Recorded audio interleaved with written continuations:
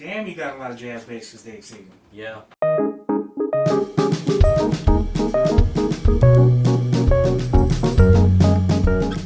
All right, this is a 74. This is 1974 jazz bass.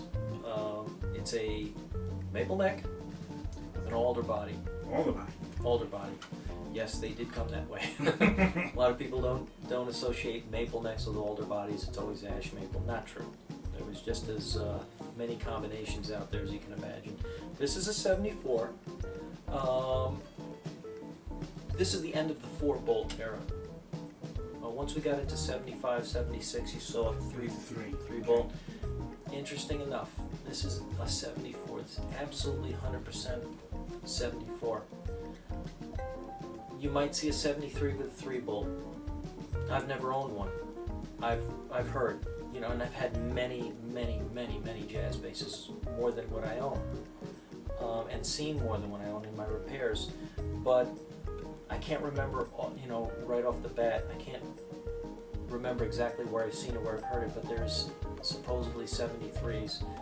We know the Strats came with the 3 bolts back then, but jazz basses with 3-bolt along the same era as the 4-bolt. Again, overlapping of technologies within the company. But this is a 4-bolt 74, maple neck, alder body, the 70 spacing. I didn't notice that at first. Okay. Yeah, so the pickup is in the pulled back 70s position.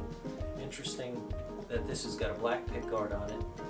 Happened just as often as the tortoise pickguard at this point in Fender history. This, where you can see where the thumb rest was up here instead of down here. That was another transition at that time. Thumb rest was down here. By 74, you started seeing them up here in the P's and the J's. Also a very faded finish, very faded sunburst, and this is something that I've seen many times, and I used to think of it as like ugly, like it's not looking the way I like to see a sunburst, but it's faded. It's part of the aging process on some of these instruments, and obviously chipping away of the finish. This is all honest wear, and this is all honest fading that happened in the instrument, and to me it's beautiful in its own right. Now, talking about wear, you can tell this bass is well played. Yeah. When you see a bass that's well played like this, you almost know that the bass is going to sound a lot better than the bass that's been babied and sat in the case and not played as much. Right. Can you talk about a little bit why that is? Okay, there's the chicken and the egg, right? With this subject, a lot of people think that when they see a bass very worn in like this, that's why it sounds good. I tend to think the other way. I tend to think that the reason this is so worn out, or worn into like that, is because the bass sounded good from the get-go. From the beginning. Somebody picked this up and said, yeah. Right. And a guy who's going to put a lot of player wear is a guy who plays, who really plays. This doesn't happen in a living room. This happens on a gig. A lot of this wear is, the sweat that comes off your arm eats into the finish. It contaminates the finish, and the finish gets soft and it gets worn out. This is all real, what really happens. I believe that most of the time that's what happens. The instrument sounds good, so instead of it getting sold and put into a case and stored under somebody's bed, this thing never goes out of service. Somebody wants to keep playing it. It sounds good, they're going to keep playing it. And then it starts to wear. Now these finishes back then, even in the 70s, the top coat finishes were not as durable as like the top coats that we use now, what most people use now. And nitrocellulose, which was popular in the 50s and 60s and continued on into the 70s with some manufacturers, can still be used. And we don't do it right now on the reference series because it's not that durable, and it's also a hazard to the environment.